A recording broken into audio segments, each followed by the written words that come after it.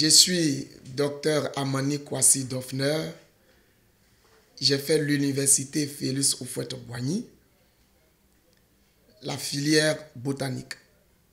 Nous avons fini notre parcours en tant que horticulteur décoratif avec le professeur Ake Assi Emma, professeur titulaire dans cette filière. C'est ici l'occasion de saluer tous mes maîtres qui ont contribué à ma formation jusqu'à ce jour. Nous avons eu un deuxième doctorat honorifique de l'Amérique en agronomie à la suite des travaux fournis sur les terrains. Aujourd'hui, expert international en horticulture décorative. Nous avons choisi aujourd'hui parler des plantes décoratives ivoiriennes. C'est du nouveau. Il faut dire que nos parents, plusieurs s'en est allés à l'au-delà, n'ont jamais vu une plante décorative ivoirienne. Certains d'entre nous commencent à avoir des cheveux blancs, n'ont jamais vu des plantes décoratives ivoiriennes. Il faut dire que nous avons aux alentours d'Abidjan, à l'intérieur, au sein de notre pays, la Côte d'Ivoire, que des plantes exotiques. 90% des plantes décoratives de notre pays sont exotiques. Les Ivoiriens ne connaissent pas encore les plantes décoratives. L'université, en son temps étant étudiant, m'a envoyé au nord et nous avons récolté 271 plantes à potentialité décorative que l'on peut utiliser pour agrémenter son cadre de vie. L'on peut utiliser pour les diverses cérémonies, mariages et même aux funérailles. Alors le problème, c'est que la forêt diminue. On n'a plus de forêt. De 16 millions d'habitants hier, nous sommes à 2,5 millions aujourd'hui. Et cette forêt qui diminue, il y a aussi en son sein les plantes décoratives qui sont en train de disparaître.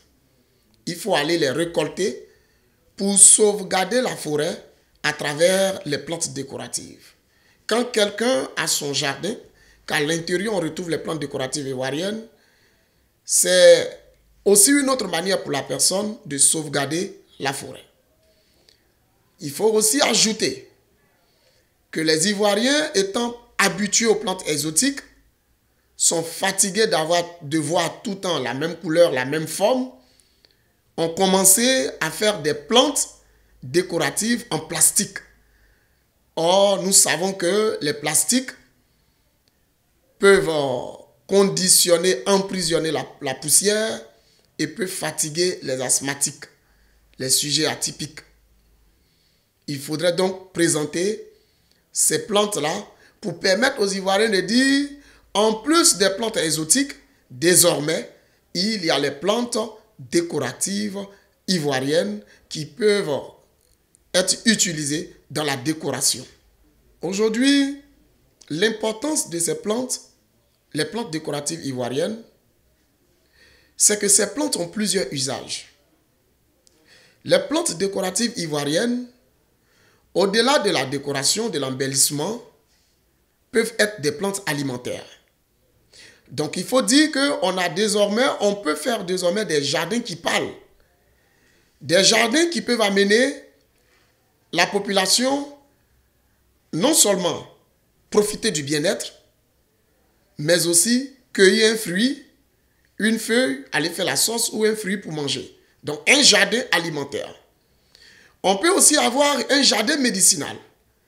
Parce que les plantes décoratives ivoiriennes, dans nos bases de données, nous avons des plantes médicinales qui peuvent calmer les douleurs, soigner la population. Donc, un jardin qui parle.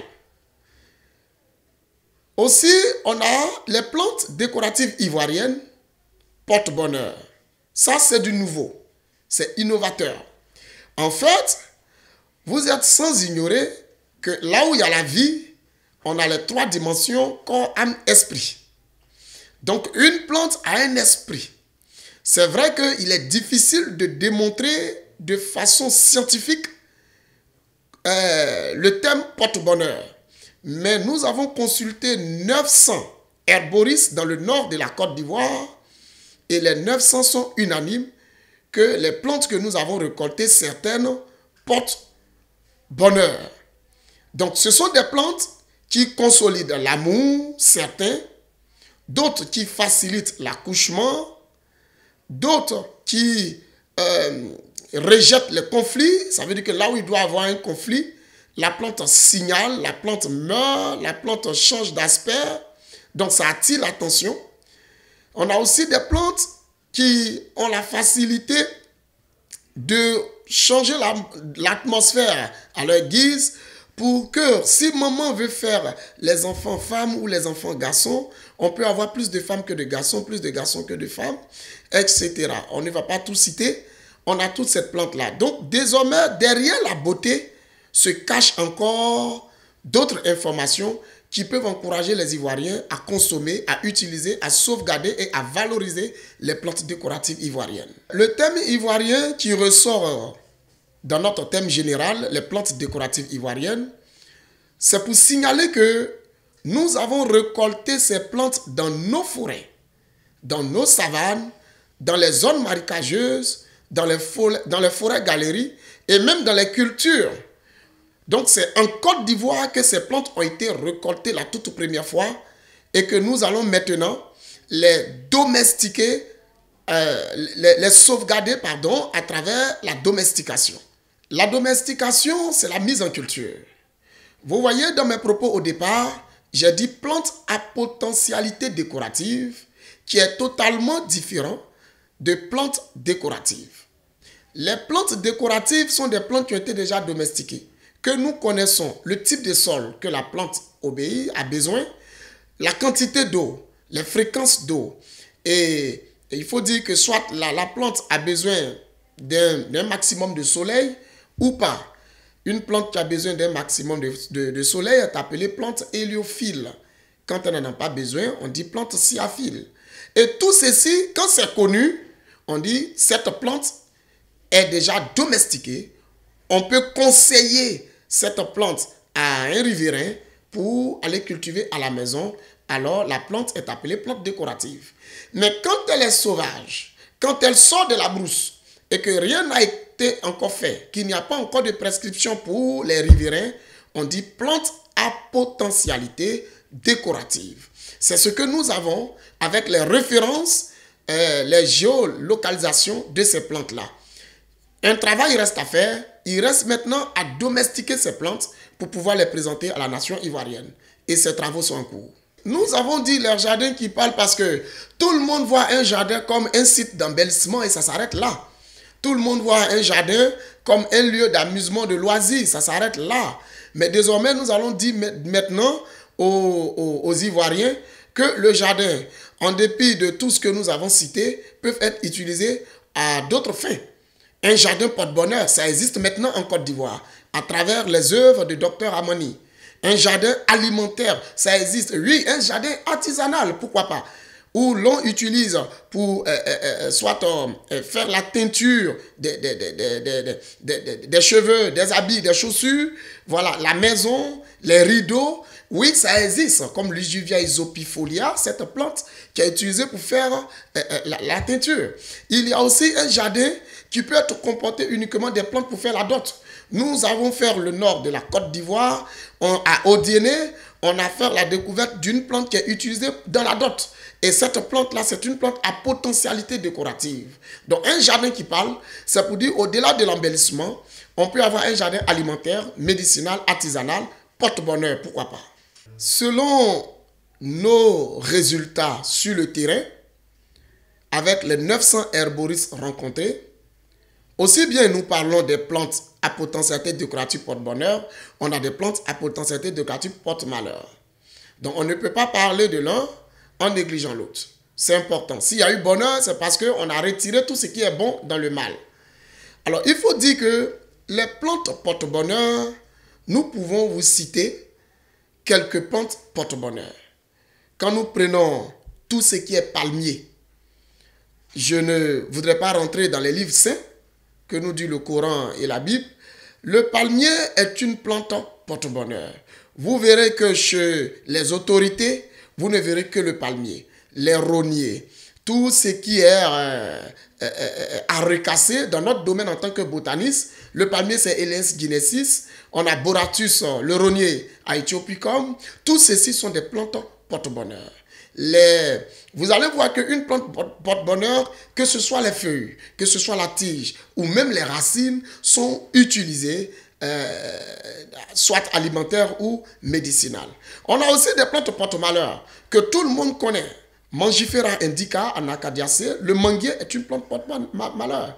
C'est le manguier, c'est le site, la zone de rencontre des esprits dans un quartier. Les esprits territoriaux se rencontrent sous les manguiers pour faire des réunions. C'est ce qui fait que très souvent, quand vous remarquez que nous partons au village, les parents nous demandent de ne jamais renverser les chaussures. Au village, on dit garder les chaussures à un certain niveau, ne renversez pas. Renverser veut dire que ça laisse passer des esprits. Et quand vous laissez les chaussures sous un manguier, quand vous vous levez le matin, les chaussures sont renversées, ça veut dire qu'il y a eu une réunion quelque part. Et le manguier est un arbre d'ombrage dans notre domaine, mais porte-malheur. Il est temps maintenant de présenter aux Ivoiriens nos œuvres. Nous avons écrit un livre sur les plantes. Le thème, c'est les plantes décoratives porte-bonheur. Et nous allons dédicacer ce livre-là le 9 décembre. Très bientôt, avec l'accord de la population ivoirienne. Quand je parle d'accord, c'est que nous voulons que tout le monde soit présent. Tout le monde soit présent pour découvrir la toute première fois les plantes décoratives ivoiriennes. Certainement, tu pars généralement au village, mais tu n'as jamais su que cette plante-là, elle a un potentiel. Ensuite, on a un autre livre encore qui est en cours, mais qui va finir bientôt, dont le titre est les 81 affections traitées ou soignées par les plantes décoratives ivoiriennes. Donc, en même temps que nous présentons les plantes décoratives ivoiriennes ou les plantes à potentialité décorative ivoirienne, nous parlons également des jardins qui parlent pour dire que ce sont des plantes qui ont un potentiel décoratif, mais qui apportent un bonheur. Ce sont des plantes qui ont un potentiel décoratif qui aussi rentrent dans le cadre de la médecine traditionnelle. Donc, les deux livres seront dédicacés le 9 décembre à l'hôtel Rose Blanche. La différence entre une plante porte-bonheur et une plante porte-malheur se situe dans nos investigations. Nous avons rencontré les herboristes. Les herboristes, c'est des groupes de personnes qui collaborent, qui travaillent avec les arbres, avec les feuilles, avec les plantes, qui soignent, qui guérissent. Les guérisseurs que nous connaissons dans tout le Nord, qui, eux, nous ont présenté ces plantes-là, qui sont des plantes porte-bonheur, ou soit des plantes porte-malheur. Mais il y a eu aussi des essais. Parce qu'une chose est d'écouter l'herboriste, une chose est d'écouter les guérisseurs, mais il faudrait aussi faire un essai. C'est ça le sens de la recherche. Nous avons compris que Persea americana, qui est l'avocatier, c'est une plante qui attire les femmes. Je vais vous citer que en Côte d'Ivoire, dans les hôtels, remarquez bien, l'arbre le plus fréquent, c'est l'avocatier. Parce que ça attire les femmes. Ça veut dire que quand l'avocatier est planté dans une cour, maman bouge beaucoup, maman fait des enfants, mais en 90%, il y a plus de femmes que de garçons. Lorsque l'avocatier est planté dans les hôtels, ça attire la femme à fréquenter. Alors vous savez que quand une femme fréquente un hôtel, c'est forcément suivi d'un homme. Nous le savons bien. Donc, ça fructifie les gains. Alors, vous voyez que déjà, les herboristes nous ont signalé cela. Et on constate que ça, c'est porte-bonheur au cas où maman désire avoir des enfants femmes. Dans le cadre de maman, c'est porte-bonheur également si monsieur aussi veut fructifier ses gains dans ses contrées. Exemple comme dans les hôtels. Et c'est par les herboristes que nous avons su et aussi par les mises en pratique. Chez moi, j'avais fait l'avocatier chez moi, mais j'avoue que autour de moi et chez moi, le nombre de femmes est plus que le nombre d'hommes. Et ça fait de cela 3 ans que l'avocatier existe chez moi. Donc, on peut ranger ça déjà comme un arbre qui porte bonheur au cas où l'individu attend des femmes. Les plantes décoratives sont belles selon les organes. La beauté de la fleur, c'est d'abord la beauté de la plante, c'est d'abord sa fleur. Lorsqu'il y a l'abondance de la fleur sur une plante, elle peut être déclarée à potentialité décorative. Ensuite, on a les différentes couleurs qu'on retrouve dans la feuille. S'embellir la plante entière, elle peut être déclarée comme plante décorative. Et puis on termine soit par l'allure de la plante. Vous voyez le palmier, l'allure du palmier, c'est comme si on a un bouquet au-dessus. On a le tronc qui est mince, pas de ramifications, on a les tiges. Et un palmier qui est planté de façon isolée au sein d'une pelouse, avec son architecture, elle présente là la beauté. Donc, selon les organes, on peut déclarer que ces plantes-là peuvent être utilisées dans la décoration. Alors, les plantes décoratives, il en existe en fonction de l'utilisation plusieurs types. On a les plantes décoratives d'alignement, c'est-à-dire que la beauté de la plante sort lorsque on l'aligne. Vous voyez les palmiers, plantes décoratives isolées, la beauté sort, plantes décoratives d'alignement. Donc, lorsqu'on aligne les palmiers autour d'une clôture, ça présente une beauté. Ensuite, on a les plantes décoratives de masse, ou bien en massif. Lorsqu'on les regroupe, ça présente la beauté. Je prends les Chrysopogons acetulatus, ou bien les Zoysia tenuifolia, les gazons. Lorsqu'on les met en massif, ça présente une beauté. On a les plantes décoratives d'appartement. C'est-à-dire que ces plantes-là sont belles lorsque elles sont rangées dans les maisons, au balcon, sur la table, au bureau. Ce sont des plantes décoratives d'appartement. Généralement, ces plantes-là ne supportent pas l'abondance solaire. Lorsqu'il y a trop de soleil, ces plantes ne supportent pas. Donc, on les met à la maison pour embellir nos maisons, nos bureaux. Ensuite, on a les plantes décoratives de jardin. Plantes décoratives de jardin, a priori, ce sont des plantes qui aiment le soleil. Donc, elles sont dehors. On les met dans le jardin. Voici déjà ces différentes catégories de plantes décoratives. Maintenant, on peut avoir des plantes décoratives qui sont utilisées pour l'ombrage. À la maison, la plante ne présente pas une beauté attrayante, mais elle donne de l'ombre. Donc, on la garde à la maison pour se reposer en dessous. C'est le cas du manguier. Voilà, on garde à la maison pour se reposer en dessous. Sinon, il n'y a pas... la beauté est une plante décorative, on peut dire que plante décorative intermédiaire, parce qu'elle a deux catégories de couleurs qu'on appelle l'hétérophilie. On a les feuilles qui sont vertes quand les feuilles sont âgées, et puis quand les feuilles sont jeunes, donc les juvéniles, les feuilles sont marron.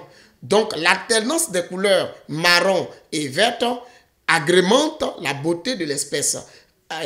Quand cette feuille marron va devenir plus tard feuille âgée, donc verte, en ce moment précis, elle perd sa beauté. D'où l'expression plante décorative temporaire, pour le cas du manguier. Vous pouvez avoir la liste des plantes porte-bonheur et la liste des plantes porte-malheur.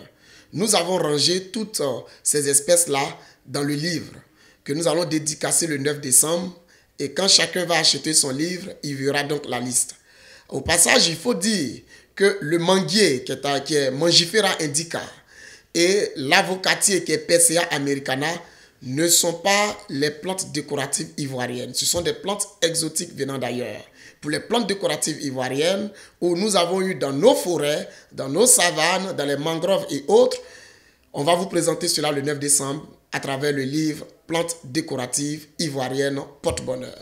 Il y a les plantes décoratives qui attirent les reptiles. Alors, il faut dire que la décoration n'est pas forcément dans l'urbanisation, dans les villas, dans les maisons. La décoration peut se faire au champ. La décoration peut se faire à la maison. Voilà pourquoi vous devrez consulter Dr Amoni pour vous présenter que cette plante, elle est belle, mais on ne doit pas la mettre à la maison parce qu'elle va attirer les reptiles, soit elle va attirer les moustiques. On a des plantes anti-moustiques, les plantes décoratives ivoiriennes anti-moustiques. On a les plantes décoratives ivoiriennes anti-serpents, comme on le dit. En ce moment précis, on peut te prescrire ces plantes-là pour aller à la maison. Mais ceux qui attirent les serpents peuvent être gardés à la maison, au champ, sur les chantiers pour embellir peut-être ton champ, embellir tes pâturages, tes cités de porc et autres. Et puis ces reptiles-là pouvaient être source d'élevage. Voilà, pourquoi pas. Mon amour pour les plantes a commencé depuis ma naissance. Depuis ma naissance. J'étais très jeune, très petit, lorsque tous mes frères étaient autour de mes parents, mais il y a un seul qui est absent. Tout le temps dans les maisons inachevées, en train d'attraper les souris vivantes. Je ne tuais jamais ce que j'attrapais. Jamais. Les souris vivantes. Au point où j'ai élevé les souris blanches, près de 800 souris dans la maison. Et à chaque fois, je les mettais là, je les observais. Et quand ma mère finissait de couper les pieds de la laitue, la salade, moi je récupère, je vais planter. Et ça reproduit et j'envoie à la maison pour consommation. Quand on achetait PCA Americana, l'avocat, je récupérais la graine, je plantais. Ben, ce truc-là était en moi jusqu'à ce que j'arrive à l'université. Quand je suis arrivé à l'université, on m'a choisi, on m'a dit que j'étais en CBG. Quand j'ai vu le C qui était la chimie, j'ai vu le G qui était la géologie, ben, j'ai choisi le milieu qui est le B qui était la biologie parce que je savais que dedans se trouvait la botanique. Voilà comment la passion est partie. Et avec les professeurs d'université qui eux aussi enseignaient avec passion. Et je voulais féliciter la Côte d'Ivoire pour ses enseignants de qualité qui ont fait un travail vraiment haut gamme. Et grâce à eux, l'amour a commencé encore à flamber. Et voilà comment la chose est restée. Et nous avons parcouru toutes ces formations naturelles. Souvenez-vous que j'ai marché de Odiéné à Boundiali qui fait 143 km à pied à cause des plantes décoratives. L'amour. Parce que quand tu parcours la forêt et que tu découvres au sein de la forêt une plante belle, mais tout change un coup. La peur, le cri des animaux, les serpents, tu ne sens plus rien. Parce qu'au fond, dans le noir, tu vois une belle fleur qui est positionnée. L'atmosphère change et tu as le sourire. Et il faut dire que les plantes décoratives soignent. C'est ce qu'on appelle le bien-être. La couleur, c'est ce qu'on appelle la chromatographie. La couleur rose, la couleur bleue, la couleur verte et un ensemble de couleurs dans une forêt que tu ne pensais pas retrouver explose la joie du coup. Donc c'est tout ça qui crée la passion qui m'amène aujourd'hui à demeurer ferme. Chose qui n'est pas facile. Je voulais d'abord dire aux Ivoiriens, aux enseignants-chercheurs, aux docteurs, qu'il y a maintenant un livre qui parle de l'horticulture décorative, les plantes décoratives qui peuvent être utilisées par les étudiants, par les centres de recherche, par d'autres structures qui interviennent dans l'environnement et même dans les plantes. Dire maintenant aux Ivoiriens de sécher les larmes, de ne plus pleurer, parce que leurs pleurs, ils se consolaient avec les plantes en caoutchouc. Maintenant, nous avons trouvé les plantes ivoiriennes, les plantes belles, qui ont une très bonne architecture pour pouvoir embellir leur maison, pour célébrer le mariage, la dot. Pourquoi pas accompagner les moments de joie. Dire à l'État de Côte d'Ivoire que nous avons connu pour certains pays que je ne voudrais pas citer, qui ont des immeubles uniquement plantes décoratives dans leur capitale économique, pourquoi pas ne pas choisir l'un de nos ponts ou soit un immeuble en Côte d'Ivoire et uniquement les plantes décoratives ivoiriennes. Ça devient la vitrine du pays. Ça facilite également ça présente, pardon, la beauté de notre pays. C'est à travers ces mots que j'interpelle les autorités de ce pays de se souvenir de nous aider à atteindre notre objectif à travers les livres déjà que nous avons écrits. Sauvegarder la forêt ivoirienne à travers les plantes décoratives. Et ensuite, consoler les Ivoiriens en leur présentant de nouvelles plantes décoratives pour embellir leur maison. Nos perspectives, c'est la domestication. Nous voulons récolter ces plantes, les installer quelque part et puis les valoriser pour que chaque Ivoirien garde sa voiture pour s'en procurer. Les difficultés sont multiples. D'abord, c'est la récolte. La récolte pour les plantes décoratives ne se font pas la journée. Ça se fait la nuit ou le matin. À cause, dans le système de culture, à midi 00, les plantes photosynthétisent. Donc, lorsque vous les récoltez, l'hormone de croissance, l'hormone qui fait croître la plante, n'est pas disponible à ces heures. Alors que quand vous les coupez matin ou le soir, l'hormone de croissance étant présente dans ces plantes, quand vous partez les replanter, la reprise végétative se fait aussi rapide. Nos actions futures, sachant que nous sommes maintenant experts internationaux en horticulture décorative, c'est de présenter ces espèces-là à la sous-région, en Europe et pourquoi pas en Amérique, pour que les chercheurs des autres pays puissent avoir ces plantes décoratives, les domestiquer aussi dans leur pays, c'est possible, puisque nous avons aussi domestiqué leurs plantes ici chez nous, afin de pouvoir valoriser ces espèces-là, même en dehors de la Côte d'Ivoire. Je crois en ce combat et je suis convaincu que qu'on puisse arriver, mais pas seul, avec les centres de recherche, avec les chercheurs, les universités, mes collègues, nous pouvons arriver. Si encore l'État ivoirien nous porte encore sur ses ailes. Je lance un appel aux autorités ivoiriennes de se pencher sur notre cas pour la domestication de ces espèces-là.